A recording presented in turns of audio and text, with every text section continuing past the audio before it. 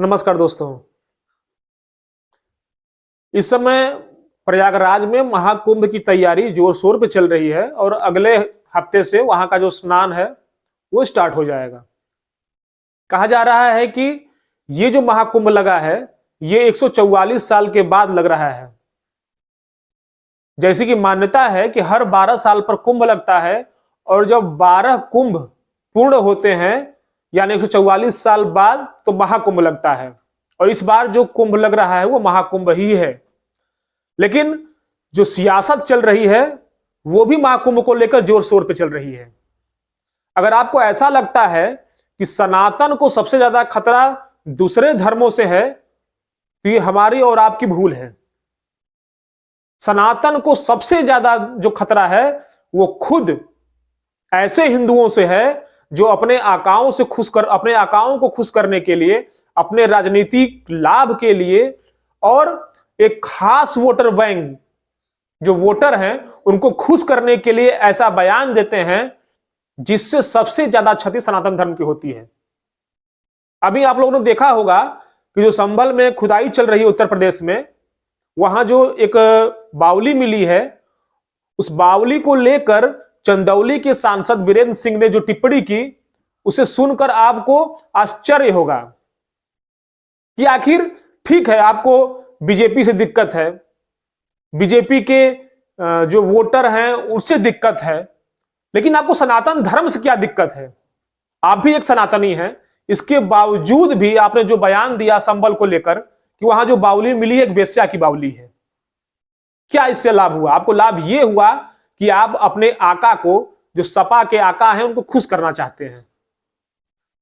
आप ये कह सकते थे कि हाँ ठीक है सरकार को विकास के कामों में ध्यान देना चाहिए, लेकिन आपने ऐसा नहीं किया। आपको तो चुन चुन के सनातन धर्म के विरोध में बोलना है। ये तो चंदौली के सांसद वीरेंद्र सिंह की बात है। इनसे भी एक कदम आगे बढ़ के जमानिया के जो विधायक हैं सपा के, ओम प्रकाश सिंह, उन्होंने कहा कि कुंभ में जो गंगा में नहाएगा वो मर भी सकता है। अरे मर तो आदमी घर में अपने बाथरूम में नहा के भी मर जा रहे हैं, लेकिन ऐसी बात नहीं है। इनको चुन चुन के सनातन के विरोध में बोलना है ताकि जो इनके वोटर हैं वो प्रसन्न हो जाएं, इनके जो मुखिया हैं वो प्रसन्न हो जाएं कि वाह क्या बात बोल दी सनातन के विरोध में। तो जो सबसे ज्यादा खतरा सनातन में उससे है जो खुद को सनातनी भी कहते हैं और कोई मौका नहीं छोड़ते हैं कि सनातन के विरोध में बोलने का मौका आए और वो ना बोले। ओम प्रकाश सिंह ने कहा कि महाकुंभ में वो मुसलमानों को लेकर जाएंगे। क्या करने जाएंगे? नहीं, क्या काम मुसलमानों का है? अगर आपकी औकात, आपकी हैसियत है तो आप ये भी बयान दें कि आप मक्का मदीना में हिंदुओं को लेकर जाएंगे। दे सकते हैं? नहीं, गिग्गी बंध जाएगी।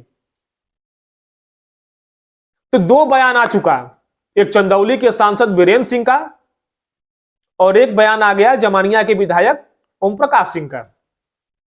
और इस बयान को सुनकर शर्म आती है कि ये लोग किस मुंह से अपने आप को सनातनी बोलते हैं। कहीं ऐसा तो नहीं है कि लाल टोपी लगाते लगाते इनकी बुद्धि भी भ्रष्ट हो गई है और अपने आकाओं को खुश करने के लिए, अपने खास वोटरों को खुश करने के लिए ये किसी हद तक गिर सकते हैं। अगर आप चाहते, अगर चंदौली के सांसद वीरेंद्र सिंह चाहते तो ये कह सकते थे कि सरकार जो खुदाई कर रही है इसके बजाय विकास के कामों में ध्यान दे, लेकिन नहीं। ओम प्रकाश सिंह जो सपा के ही हैं विधायक, वो बीजेपी की आलोचना चूंकि राजनीति में तो कर सकते हैं, लेकिन उनका सीधे जो आपको दिक्कत बीजेपी से है, आपको राजनीति करना है, आप सपा में हैं तो बीजेपी के खिलाफ पानी पी के कोसिए, जी भर के बोलिए, लेकिन बीजेपी को कोसना मतलब कि आप सनातन को भी ले ले उसी में। अब समझ में यह नहीं आ रहा है कि आप सनातन के विरुद्ध हैं कि बीजेपी के विरुद्ध हैं। मतलब एक ऐसा, ये कहा जाए तो सनातन धर्म के लिए एक बहुत ही बड़ा पर्व है। बहुत ही भाग्यशाली वो लोग होते हैं जो महाकुंभ में कुछ देख पाते हैं, लेकिन उसको लेकर इतना घटिया बयान देना ये समझ में नहीं आता कि ये सपा के जो नेता हैं ये बीजेपी का विरोध करते करते कब सनातन का भी विरोध करने लगते हैं, समझ में नहीं आता है।